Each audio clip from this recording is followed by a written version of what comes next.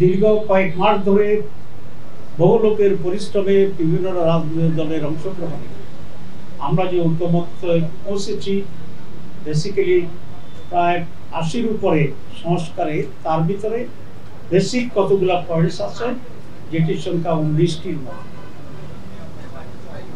এবং এখানে আমরা সকলে সিগনেচার করেছি। এখন যেটা প্রয়োজন সেটা হচ্ছে এটাকে আইনি ভিত্তি দেওয়া, এটাকে ইমপ্লিমেন্ট করা, এবং এই সনদের মাঝে যেগুলো আগামী নির্বাচন সংশ্লিষ্ট সেগুলোকে আগেই পাস করিয়ে তার ভিত্তিতে নির্বাচন দেওয়া, সেটা হচ্ছে ইম্পর্টেন্ট। আমাদেরকে এটা বলা হচ্ছে যে এটা যে সমস্ত পয়েন্টে আপনারা একমত হয়েছেন সেগুলো নিয়ে সনদ এটা সাইন করুন। ইমপ্লিমেন্টেশনের ব্যাপারে আমরা আপনাদের সাথে একমত হয়ে সেটা আমরা করব। আমরা আজকে এটা বাস্তবায়নের জন্য ওনার দৃষ্টি আকর্ষণ করেছি, উনি আমাদের সাথে একমত হয়েছেন যে এটা বাস্তবায়ন যদি না হয় তাহলে এই পরিশ্রম পণ্যশ্রম ছাড়া কিছু না। সে কারণে উনি বলেছেন আমি যথাযথ উদ্যোগ নেব। আমরা সেখানে বলেছি একটি আদেশের মাধ্যমে এটাকে সাংবিধানিক মর্যাদা দিতে হবে। এটা কনস্টিটিউশন নয়, এটা হচ্ছে এক্সট্রা কনস্টিটিউশনাল অ্যারেঞ্জমেন্ট, যেটা কোন সরকার এরকম একটি পরিস্থিতি পড়লে দেওয়ার এখতিয়ার রাখে। এবং উনি আমাদের সাথে একমত হয়েছেন যে একটা আদেশের মাধ্যমে এটা হবে। কারো কারো কাছে এটা কেউ বলছেন অধ্যাদেশ দেওয়ার জন্য, অধ্যাদেশ খুব দুর্বল, অধ্যাদেশে এগুলার সাংবিধানিক মর্যাদায় যাওয়ার মতো স্ট্রেংথ অধ্যাদেশে নেই, কিন্তু আদেশ ইজ ইকুইভ্যালেন্ট টু সাংবিধানিক পরিবর্তন, পাওয়ার এবং অথরিটি। ইতিমধ্যে অনেক এক্সপার্ট কমিটি, ঐকমত্য কমিশন তৈরি করেছে, তারা বৈঠক করেছেন।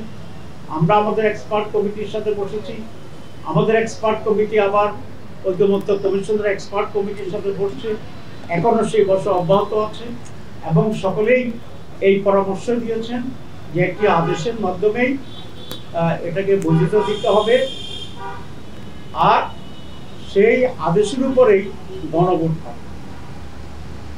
আমরা এটা ক্লিয়ারলি বলে আসছি, উনি আমাদের কথা কনভিন্সড হয়েছেন বলে আমাদের মনে হয়। আমরা আশা করছি সেই দিকে যাব।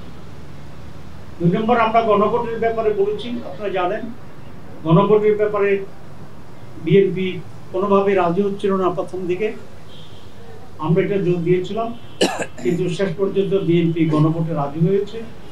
আমরা বিএনপিকে ধন্যবাদ জানাই। এখন তারপরেও তারা একটা জটিলতা তৈরি করার চেষ্টা করছে, সেটা হচ্ছে গণভোট এবং জাতীয় নির্বাচন একদিনই হতে হবে। দুটো একেবারে আলাদা জিনিস। একটা হচ্ছে জাতীয় নির্বাচনে জনপ্রতিনিধিরা নির্বাচিত দেশে কারা সরকার চালাবে সেটা সিদ্ধান্ত, আর গণভোট হচ্ছে আমাদের কতগুলো রিফর্মস, সংস্কার, যেগুলো কিভাবে সরকার পরিচালনা হবে, কিভাবে নির্বাচন সুষ্ঠু হবে, কিভাবে প্রধানমন্ত্রীর ক্ষমতা থাকবে, এসব মৌলিক বিষয়। এটার সাথে এটার কোনো রিলেশন নেই। সেই জন্য আমরা বলেছি গণভোটের মাধ্যমে রিফর্মস কমিটি আলাদাভাবে এটাকে পাস করতে হবে। জনগণ যদি চায় রেফারেন্ডামে, জনগণ যদি হা বলে পাস হয়ে গেল, জনগণ যদি না বলে পাস হবে না, কারণ এটা জনগণই সর্বোচ্চ ক্ষমতা। আর যদি জনগণ হা বলে তাহলে সেটার ভিত্তিতেই নির্বাচনের সাথে সম্পৃক্ততা আছে, যেমন আপার হাউস, তো আপার হাউস ইলেকশন হবে। এখন যারা বলছেন একসাথে হবে, তাহলে আপার হাউস ইলেকশন কখন হবে? এটা যদি পাস হয়ে যায় সেটা একটা জটিলতা। তারা বলছেন যে লোয়ার হাউসে যে ভোট হবে সেই ভোটকে আমরা গণে আপার হাউসের লোক বানাবো। তো আপার হাউসে তো ভোটে হইল না, আপনি এক ভোট দিয়ে আরেকটা স্টেজে আপনি কীভাবে করতে পারেন? এটা আইনগত বৈধ নয়। কেউ যদি এটা চ্যালেঞ্জ করে এটা বাতিল হয়ে যাবে। এটা হচ্ছে আপনার বাচ্চা হওয়ার আগেই নাম রেখে দেওয়ার অবস্থা, ছেলের নামে আপনি জানেন না, ঠিক আছে? তো ততক্ষণ পর্যন্ত তো আপনার আপার হাউস হইলই না ভোট পর্যন্ত, তা আপনার কাকে ভোট দেবেন? সেই জন্য এগুলো একটা, আবার যেহেতু তারা গণভোট চায় নাই, জনগণের চাপে সেন্টিমেন্ট দেখে তারা রাজি হয়েছে, কিন্তু প্যাঁচ একটা লাগাই রাখছে। আবার আমরা বলে আসছি যে কোনো প্যাঁচ এখানে আমরা বুঝি না। সহজ সরলভাবে গণভোট আগে হইতে হবে, আলাদা বিষয়। এটা যদি হয় এর ভিত্তিতে নির্বাচন, এটা যদি না হয় এটা মাইনাস করে নির্বাচন, খুব সোজা জিনিস। এখন প্রশ্ন তুলেছে তারা যে সময় আছে কিনা, সময় আছে। আপনারা জানেন 2টা গণভোট হয়েছে, বাংলাদেশে 3টা হয়েছে। এগুলো হচ্ছে, একটা হয়েছে 21 দিনের ব্যবধানে, একটা হচ্ছে 70 দিনের ব্যবধানে। আমরা বলছি নভেম্বরের লাস্টে গণভোট করেন, প্রায় 1 মাসের বেশি সময় আছে। তারপরে আরও 2.5 মাস থাকবে জাতীয় নির্বাচনের জন্য। সুতরাং এখানে সময়ের কোনো সমস্যা নয়। প্রশ্ন তো হয়েছে অনেক খরচ হবে না, অনেক খরচ হবে না। কারণ আমরা যে বাক্স কিনবো 2টা নির্বাচনের জন্য কিনবো, আমরা যে মেশিনারিজ কিনবো সব 2টার জন্য কিনবো। এখানে শুধু খালি ছোট একটা কাগজ আর যাতায়াত ভাড়া, এই কয়েকটি হবে। তো জাতীয় স্বার্থের জন্য যেভাবে কোটি কোটি টাকা আমরা নির্বাচন করি, কেউ যদি এটা বলে যে নির্বাচন দরকার নাই, কারণ এখানে প্রায় 1000 কোটি টাকা খরচ হয়, তো এটা কি যুক্তিগ্রাহ্য হবে? হবে না। তো দেশের কল্যাণের জন্যে কিছু টাকা খরচ করে একটি সুষ্ঠুতার সাথে যদি আমরা জাতীয় নির্বাচনে যেতে পারি, তাহলে এটা সবচেয়ে উত্তম। মানুষ বুঝলো যে সে কিছুর উপর ভোট দিচ্ছে, কোনটা কোনটা রিফর্মস হলো, কোনটা হলো না। এই 3 নম্বর প্রশ্ন জটিলতা তৈরি করছে যে points of descent, note of descent. তো নোট অফ ডিসেন্ট বা পয়েন্ট অফ ডিসেন্ট যেটা আছে, এটা রেফারেন্ডার কোনো সাবজেক্ট হতে পারে না। যেমন আমরা 31টি দল আলোচনা করেছি, 29টি আমরা একমত হয়েছি, সেটাই তো সিদ্ধান্ত হয়েছে। 2 দল বলছে আমরা মানি না, তাহলে সিদ্ধান্ত তো হয়েছে একটা, আপনার সিদ্ধান্তের সাথে দ্বিমত, এটাই তো নোট অফ ডিসেন্ট। তো যেটার সিদ্ধান্ত এটার উপরে রেফারেন্ডাম হবে। একটা দল মানি না, 2টা দল মানি না, এটার উপর তো রেফারেন্ডাম হতে পারে না। তাহলে 31টা দলের 31টা নোট অফ ডিসেন্ট আছে, তো সেগুলো কীভাবে হবে? সেটা হতে পারে না। এগুলো একটা জটিলতা তৈরির একটা প্রক্রিয়া।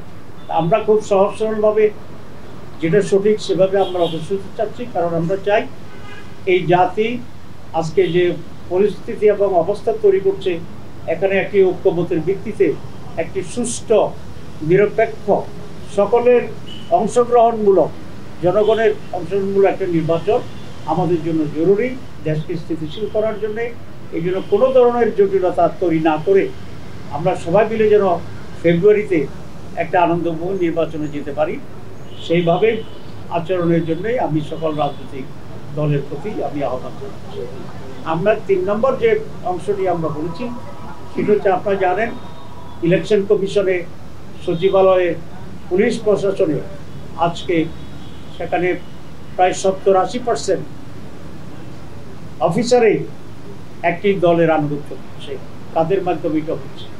আমরা গেলে তারা বলে যে প্রচণ্ড চাপ, তো চাপ থেকে একটি দল থেকে আসছে তারা বলেছে, এবং পুলিশে একই অবস্থা আছে।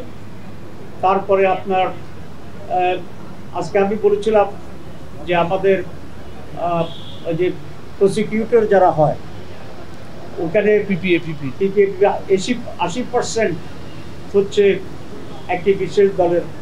অবশ্য ওনাদের কেউ বলেছেন যে না, এটা 80 না 65, তো 65ও যদি হয় তাহলে তো অনেক বেশি হয়ে গেল। একটা দল 65 আর বাংলাদেশ 35, সারা বাংলাদেশ।